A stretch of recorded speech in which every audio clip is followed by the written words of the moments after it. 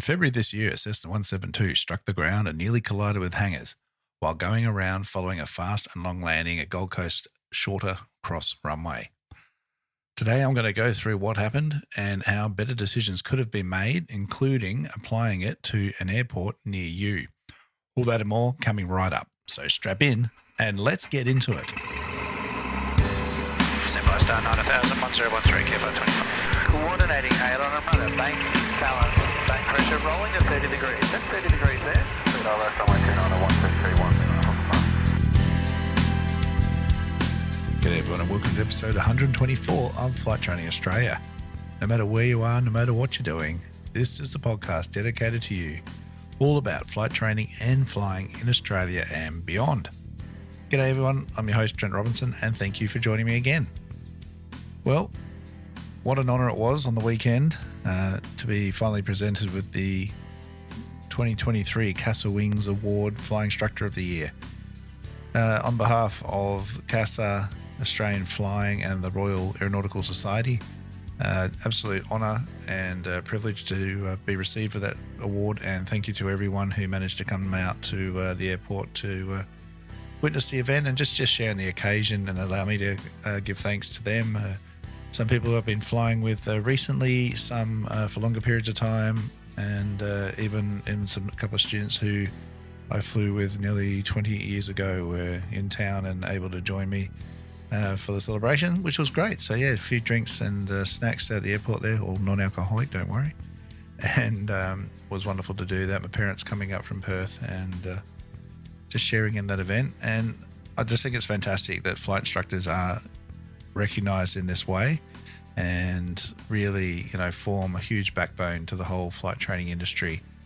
It was very, very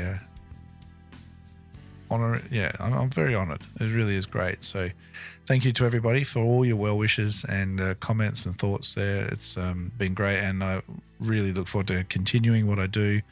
I love what I do, and really helping improve our industry and I guess leave it better than the way I found it, which is not a bad thing to try and do. Speaking of which, again, the feedback from episodes 122 and 123 has just been brilliant and overwhelming and just fills my heart with hope. And it's just wonderful to know that so many people recognize as well what's going on. And if I've managed to in some way kickstart a bit of a, not a revolution, but just sit down and go, you know what, why are we doing it like this? Why do we teach it this way? Why don't we do it that way? What are we doing here? That's all we need to do. Just generate some discussion and thought processes and just really think about stuff. And to help you do that, part of the process is the UPRT conference coming up. So I just wanted to touch base on that again with my discussion with Paul Strike. If you haven't listened to that, episode 123 follows on really from 122. And Paul and the team there are organising the UPRT conference, which is the first 3 days with special guest Rich Stoll. So if you don't know who Rich is, Google him, look him up. UPRT specialist, upset recovery and prevention training, the loss of control incidents, controlled flight in terrain, uncontrolled flight in terrain, that sort of thing. It is still a huge killer across the world. Australia is no exception. And looking into understanding stall spin scenarios and loss of control incidents that just through lack of understanding and awareness of how their aircraft handles, being able to fly the aircraft to a bit more of the envelope that's designed to do perfectly safely, but so many pilots these days just aren't even going close to that. So a couple of days, one day of discussion and talking, and then there's a couple of days that hopefully we'll be able to fly with Rich. There's a few flights available that day. We're just waiting for, hopefully, CASA can give him a certificate of validation and an instructional approval to operate that day. And then that'll be just an absolute treat and honour to be able to fly with Rich whilst he's down here and listen to him speak. I will be there and very, very much looking forward to it. In addition to that, July 1st and 2nd, so after those 3 days, is going to be an industry conference. And this is the call out I really want to put out to everyone as well. If you're a head of operations of a 121 or a 135 or an airline or senior check and training, anything like that, if you are a HOFO or a senior base instructor operating for a 141 or 142 flight school, all right, we want you. So July 1st and 2nd, it is a conference that is going to be bringing everyone together, all industry, to really deal with the shortfalls and the issues that we're now identifying in flight training and for commercial students, and see what we can do about it. And this is from the base level charter environment, Part 135, 121 sort of operations, right the way through to airline Part 121 operations, and the issues that are just showing up all across the board and how we can attack it in each of our roles. So this is not a bitch fest by any means. It's not an attack on certain flight schools or all flight schools or anything like that. It is a chance to go, you know what, let's get real. These are the things that are going on. We need to do better. But it's not just the flight schools need to do better as well. It's the check and training processes in charter companies and airlines. As Part 119 comes into play, it's a perfect opportunity to get all this sorted and have realistic expectations of what's going to be needed. So I put the call out to anyone involved and keen to head up to Queensland and participate. It'll be absolutely well worth it. I'll be presenting at the conference as well, and I really look forward to getting some great minds across the country together, coming up with some amazing ideas and plans. It's supported by CASA, and it's just a step in the direction of industry taking the lead. I think what Paul's doing is just absolutely fantastic and definitely something I want to support and get behind. So if you want to know more, UPRT conference, get in touch with me. You can get in touch with Paul at Paul Strike Aviation, and I look forward to seeing you all there. All right.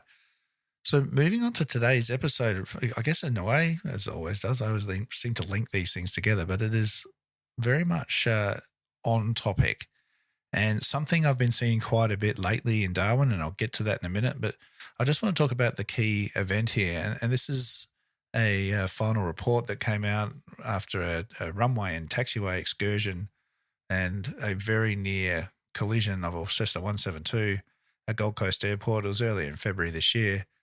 And I'm sure most of you have probably seen the report that came out on ATSB and CASA websites, both promoting it. As always, the link for the incident report will be in the episode description of the podcast listener or player you are using right now. So let's just have a look at what happened. A Cessna 172 struck the ground and nearly collided with hangars while going around following a fast and long landing on Gold Coast Airport shorter cross runway. An ATSB investigation report details. On the afternoon of 6th of February 2024, Cessna 172R, with a student pilot and flight instructor on board, was returning to the Gold Coast at the end of a training flight, with the student receiving an initial air traffic control clearance to track direct to runway 32, the southern end of the Gold Coast Airport's main runway. So if you have a look at a instrument approach plate or the Ursa entry for the Gold Coast, there's two runways. One really big, long one, as you'd expect, but there's also, much to the surprise of myself, an incredibly short cross strip, and that's only about 530 metres long. So 40 seconds later, after that initial clearance, the student and instructor then accepted an amended clearance to track to the shorter runway of 35 at best speed. Then the Cessna was about 1,000 feet, and 1.9 nautical miles from the runway 35 threshold. Air traffic control directed the aircraft to maintain best speed all the way into crossing the runway. And the instructor, unsure how to comply, directed the student to reduce throttle to idle and lower the aircraft's nose. The aircraft subsequently passed 100 feet above the runway threshold at about 25 knots faster than the normal approach speed. Unable to slow the aircraft down before the runway's end, the instructor attempted to turn onto taxiway Golf, which breaks off from the runway at about a 45, 60-degree angle. But the aircraft skidded onto grass, and then the instructor elected to conduct an emergency go-around. During the go-around, the aircraft's fuselage struck the ground. The pilot heard the stall warning horn, so they lowered the nose gently and narrowly clearing a row of hangars. If you have a look at the photo that's attached to the report, I guess it's a CCTV camera photo, and it is close. Like, it must have been terrifying. Landing with excessive speed is likely to result in the aircraft floating, landing long on the runway, bouncing or ballooning, all of which increase the risk of a landing mishap, the ATSB director says. Although not standard phraseology, air traffic controllers may ask pilots to maintain best speed, and it is up to the pilot to determine what is the best in this context, and more generally advise if an instruction is unclear or cannot be complied with. ATSB final report notes that the aircraft exceeded the speed for a stabilised approach, but the instructor did not conduct a go-around prior to landing or while on the runway. When operating in visual meteorological conditions, if an approach is not stabilised by the height specified by the operator, or generally about 500 feet above the ground, or the approach becomes unstable after that point, go around. Pilots are to be ready to conduct a go-around during the approach if any desired flight parameter, such as aircraft configuration, vertical speed, airspeed, or attitude, cannot be achieved. So that's a bit of the summary of everything that happened, and there's a fuller report. So there's some real interesting concepts here and things to talk about. And I did have a good discussion on going around and performing missed approaches a little while ago. It was nearly 40 episodes ago, I guess. But talking about go-arounds and missed approaches, all the things, top tips to have a think about. So I'd encourage you, episode 91, go and have a listen to that. I'm going to obviously rehash a little bit of it, but not quite as in depth. But I want to look at the terminology, because there's some things here that are going on at Darwin at the moment as well, and happen all across airports of Australia. And the questions that I've been asked of the pilots I've been flying with definitely highlight that there's a bit of confusion as to what terms like best speed and this sort of stuff mean, and how to comply with it. So let's have a look at what happened here. There's no doubt that there was a bit of confusion, and I don't know who the instructor was, their level of experience or anything like that. And with anything the ATSB does and anything that I talk about, this is not to point fingers or to lay blame or anything else. This is to learn, because this really could have ended up a disaster. So trying to maintain best speed.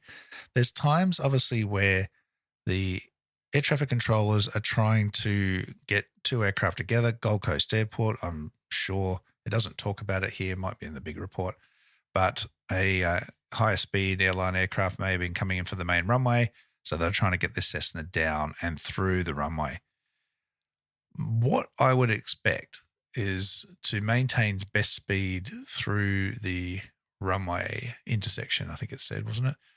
So really what they're trying to say is land, don't stuff around, clear the main runway. So best speed all the way into the crossing runway. And this is all the controller was trying to get them to do, so that they were down through the runway, runway's clear, and the other aircraft can land. This is kind of, in a way, a bit of a poor man's lasso arrangement. For those that don't know what lasso is, land and hold short operations happens at Darwin and Melbourne, and it's where one aircraft has the full runway and another aircraft that can accept a hold short requirement comes in and lands and can hold short of the other runway with the expectation the other one may take off or land across their path. And of course, if everything works out fine, then you get unrestricted and you can continue through. So a lot of airports don't have this, and this is what they would have been trying to do. It's just traffic management. The problem is it's a bit confusing, and if you've never had an instruction like this before, it can really be a bit, what do they mean? And as I said, runway works are going on here at Darwin at the moment, and so there is times during the day where we've been holding 30, 40, 50 minutes trying to get back in, and of course, when your opportunity comes, you don't want to be mucking around. So it's maintain best speed is a common sort of call. So what does that really mean? It just simply means exactly what I said before. Don't dilly-dally, don't dawdle, be efficient, but fly your aircraft the way it needs to be flown. So when you need to start slowing down, slow down. When you need to put your gear out, your flap out, final approach speeds, what is your normal stabilized approach criteria, all that sort of thing, you need to comply with that. It doesn't mean you throw all those normal SOPs and operating parameters out the window. All right. It just means don't muck about, don't waste time. So a 172 coming in at 25 knots faster than the normal approach speed, so that would place it at around 85, 90 knots.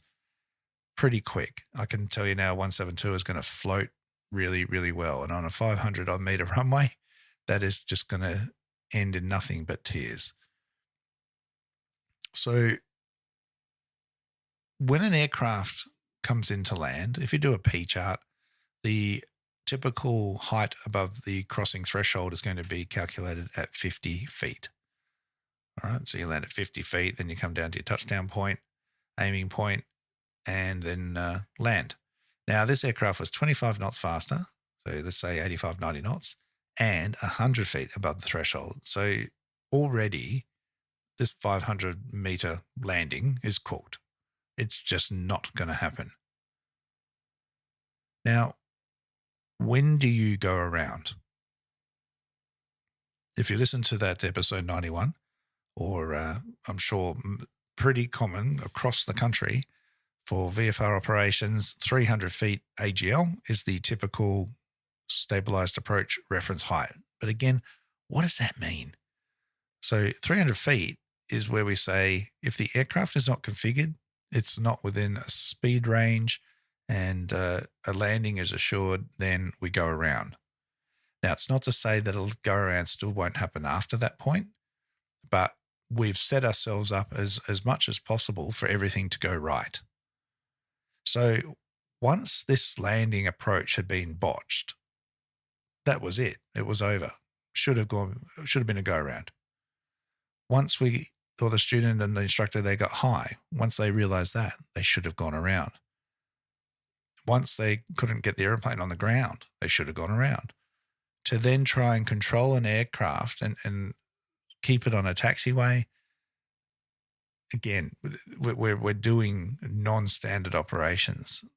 The decision should have been made again. There was still an out.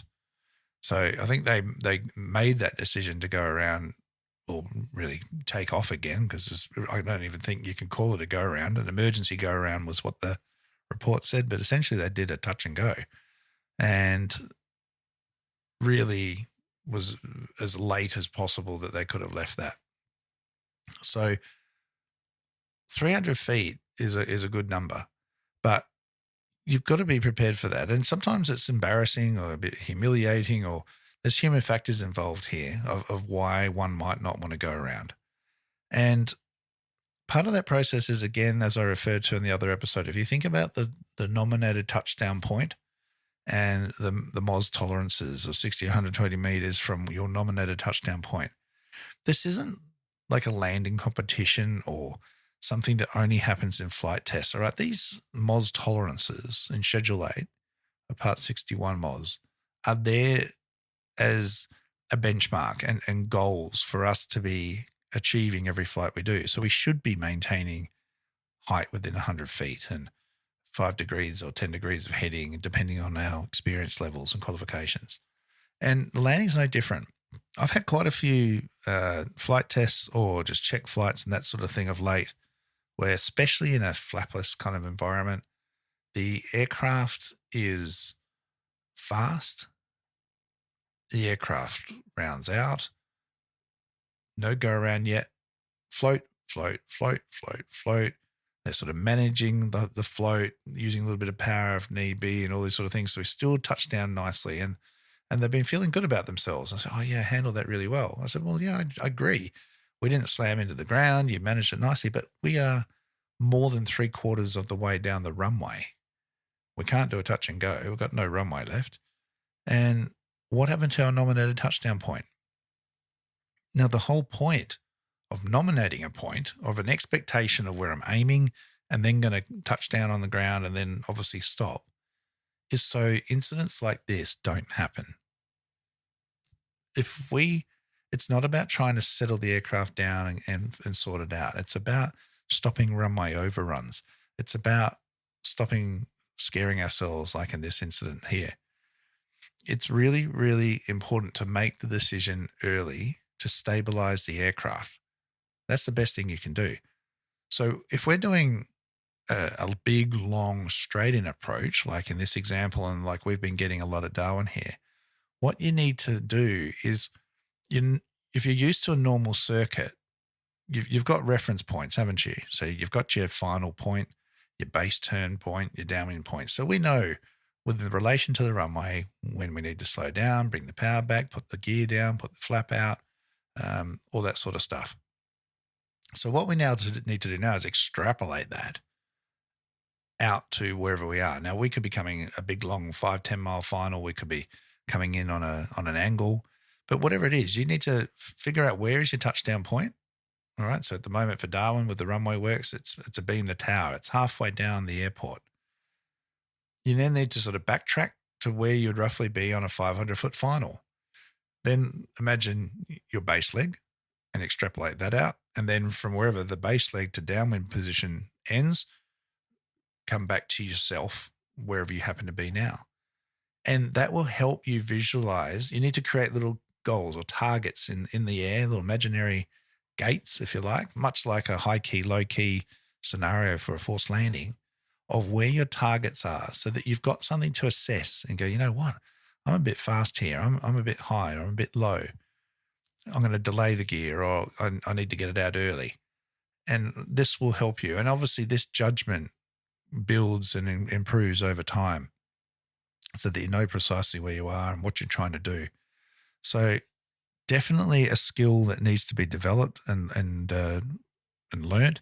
And coming up at a international airport or a place like Darwin, Gold Coast, other places where you're mixing it up with other traffic, and you might need to be a bit more efficient with things and possibly not take your time. It's nice. Sometimes we get pilots coming up here to take their time, put the gear out early, put the bit of flap out early, slow down early, just to make some time and make good decisions. And normally I've got no problem doing that.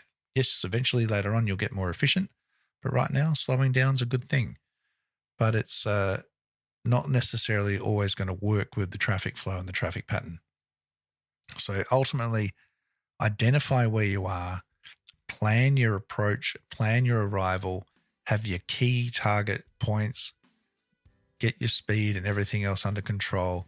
And if all of that still doesn't work, go around nice and early. Do not leave it as late as they did in this incident here. All right, but I'm truly glad that everyone is okay. No doubt learnt an incredibly valuable lesson. And if you're out there listening, I know you've taken a lot from it. And this is what flight training and flying is all about. Sometimes we do make mistakes, we don't get it wrong, and hopefully it doesn't hurt us too much. But this one, definitely, the processes and parameters that we've put in place are precisely there for this reason, and it is okay to go around. All right, guys, thank you for listening. It's getting late as usual. I end up finishing these things, but I have a lot of exciting projects going on. Hopefully be able to tell you about some of them very, very soon. But please, again, reminder, uprtconference.com. Go check that out. There'll be limited spaces available. It is definitely want to get there. I'll be there, so I'd love to meet you. Say g'day, get a photo, whatever it is, sign your shirt, whatever gets you there. It is definitely something that we want to do, and there'll be some other great speakers coming up and announced in due course. Until then, blue skies, be safe. Remember the golden rule: aviate, navigate, communicate. Cheers, everyone.